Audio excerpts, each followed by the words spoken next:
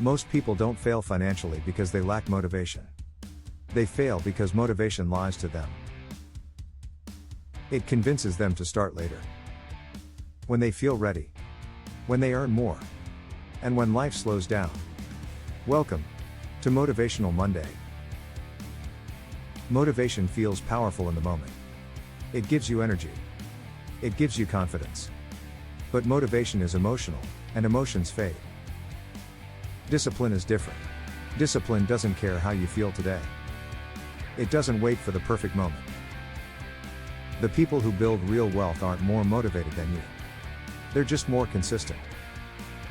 On days when motivation is gone, they save when it feels boring. They invest when it feels slow.